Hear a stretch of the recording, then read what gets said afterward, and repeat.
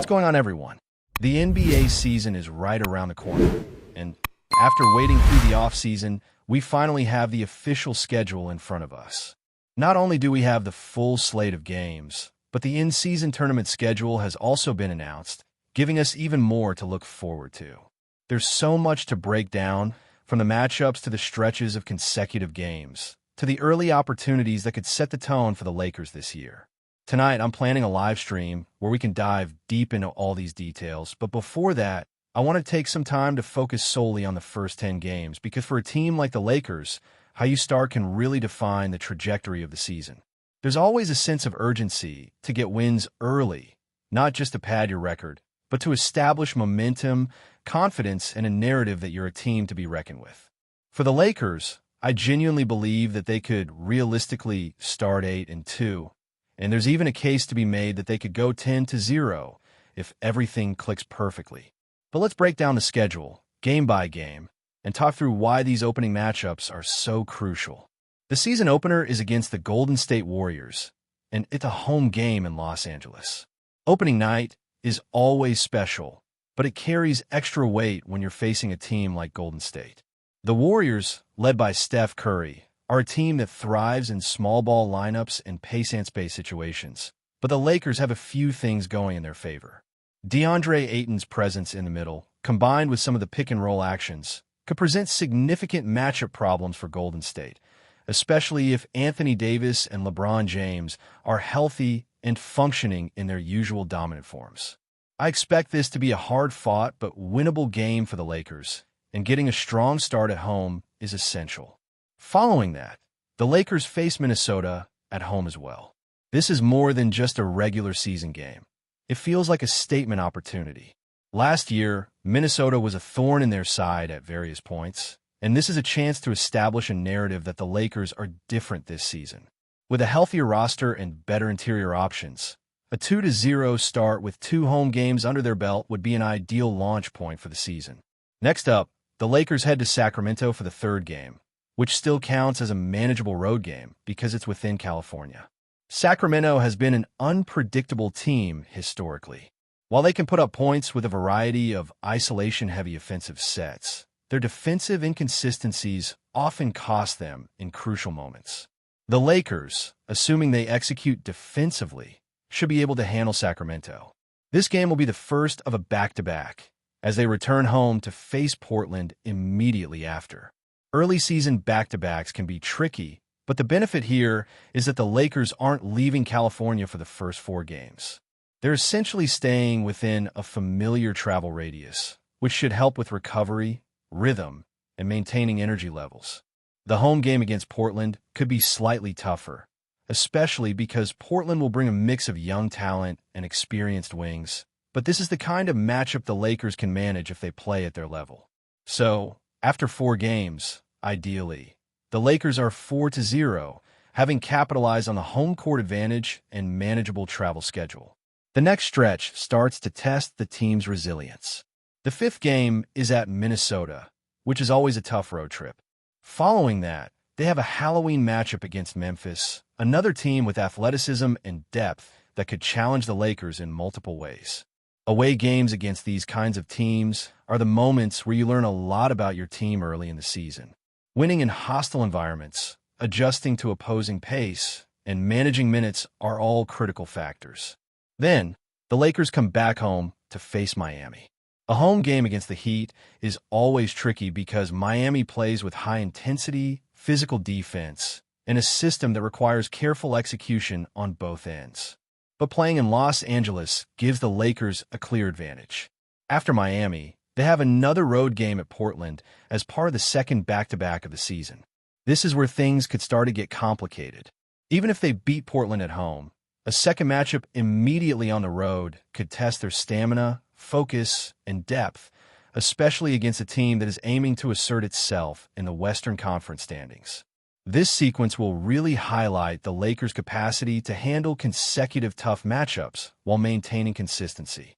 Following Portland, the Lakers return home to face San Antonio, a team that may not have the star power of some of the Western Conference powerhouses, but nonetheless brings a disciplined system that can punish lapses in focus.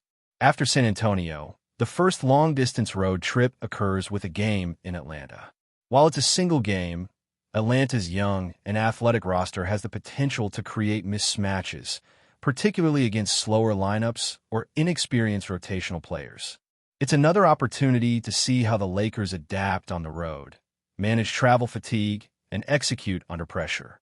When evaluating this first 10-game stretch, the overarching theme is that the Lakers have a relatively favorable early schedule, particularly in the 4 California games to start.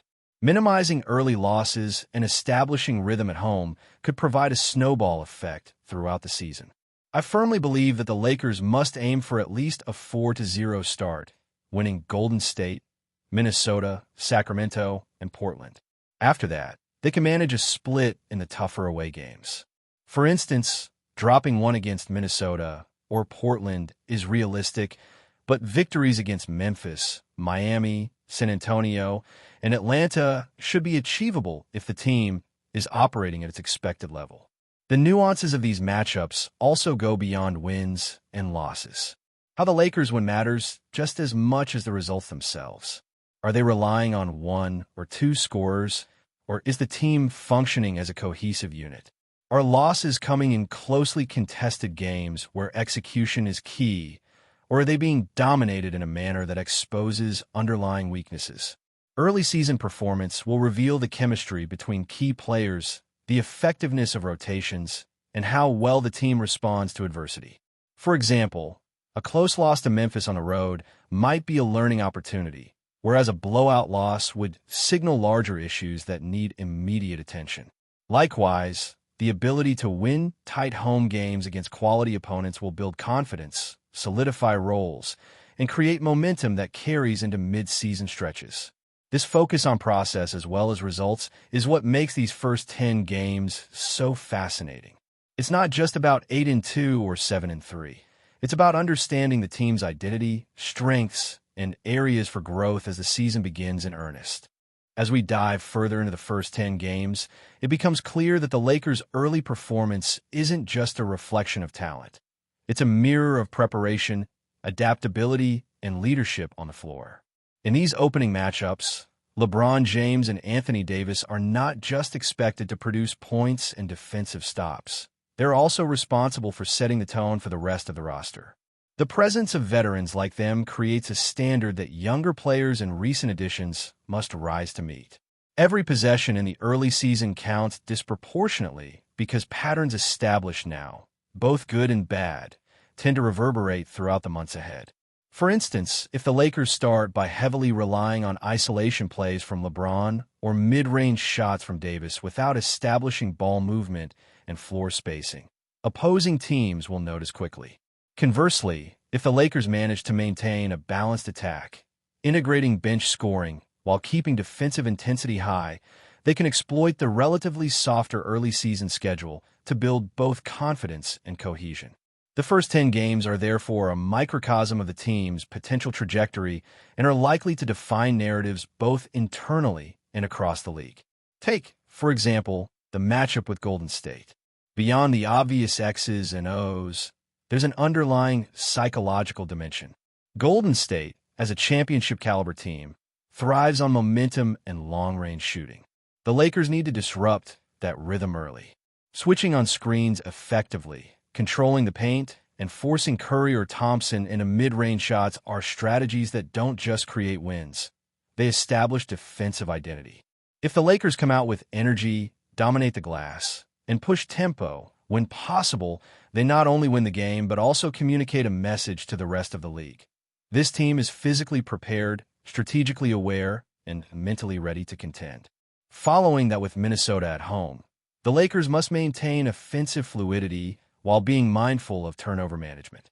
Minnesota's young wings can exploit lapses, and early mistakes in communication often snowball against teams with pace and athleticism. These first 2 games serve as a test not only of individual skills, but of the collective ability to execute under scrutiny. A strong showing here could generate an aura of momentum that persists throughout the subsequent games. Travel factors start to play a subtle but significant role by the 3rd and 4th games. The Sacramento and Portland games, although still geographically convenient, mark the beginning of the season's first true rhythm test. Road games, even short ones, introduce changes in routine, sleep cycles, and energy management. How the coaching staff handles rotation adjustments, minute restrictions, and matchup decisions will be critical. Sacramento's unpredictability often forces teams to adjust on the fly. The Lakers can't afford to treat this as a soft road game. Defensive lapses or careless turnovers could allow a middling team to steal a victory early in the season. Against Portland, home court advantage mitigates some risk, but it's still the fourth game in 8 days, meaning physical and mental fatigue could subtly creep in. Maintaining focus while avoiding the trap of underestimating opponents is a hallmark of teams that perform consistently across an entire season. The fifth game at Minnesota represents the beginning of the first stretch of genuinely challenging away contests. Minnesota's roster is built for athleticism and versatility. They can create mismatches in transition and stretch defenses with both perimeter shooting and post-ups. The Lakers' ability to control pace, protect the rim, and make smart rotations in defensive coverage will likely dictate the outcome. At this stage, the margin for error narrows considerably. A loss here is not catastrophic, but the manner of the loss can offer insights into potential weaknesses that could manifest later in the season. Conversely, a win on the road against a team like Minnesota would bolster confidence, particularly for bench players who are still establishing their roles. Rotation strategies, minutes distribution, and in-game adjustments become a high-stakes chess match. The Lakers' coaching staff needs to balance nurturing chemistry with making tactical decisions that exploit the opposition's tendencies. Game 6, the matchup against Memphis at home, offers a different but equally intriguing challenge. Memphis is renowned for athletic wings and high-energy play that thrives on fast breaks and defensive disruption. The Lakers' ability to transition from offense to defense quickly, to contest shots without fouling, and to limit offensive rebounds will be crucial. This game could serve as a litmus test for how well the team executes in high-intensity environments. If they can neutralize Memphis' speed advantage while maintaining composure on offense, it sets a precedent for handling similar fast-paced teams later in the season. Additionally, the development of the Lakers' secondary scorers and role players comes to the forefront here. Early season games like this are the stage on which players solidify trust, both with each other and with the coaching staff. The way rotations are deployed, the success of small ball lineups, and the efficiency of bench scoring could all significantly influence outcomes. When Miami comes to Los Angeles, the narrative shifts again. The Heat are a disciplined, defensively tenacious team, and any lapse in concentration can result in easy points for them. The Lakers must manage pace while avoiding predictable offensive sets. The first 10 games are a perfect arena to experiment with adjustments, trying new pick-and-roll schemes, testing defensive switches, or introducing different lineups, but results matter. Miami is a litmus test. Can the Lakers translate preparation and talent into execution against a well-coached team with championship aspirations? Here, attention to detail becomes paramount. Boxing out on rebounds, limiting second-chance points, and making high-percentage offensive choices could distinguish a win from a loss. The psychological dimension is also significant. Beating a team like Miami early sets a tone for resilience, focus, and adaptability. Taken together, the Lakers' opening 10 games form a carefully balanced blend of home advantages, short road trips, and challenging away contests. Each game carries lessons about defensive identity, offensive execution, bench contributions, and mental toughness. Beyond wins and losses, these matchups illuminate how the team functions under pressure, responds to adversity, and integrates new personnel. The narrative of this early stretch is less about isolated victories and more about patterns, behaviors, and strategies that will define the Lakers season. By approaching these games with a combination of preparation, adaptability, and strategic intent, the Lakers can not only secure early wins, but also lay the foundation for sustainable success, ultimately transforming early momentum into confidence, cohesion, and a competitive edge that carries through the entirety of the season. Before we continue, we ask that you leave a like and subscribe to the channel so you won't miss any exclusive Lakers updates.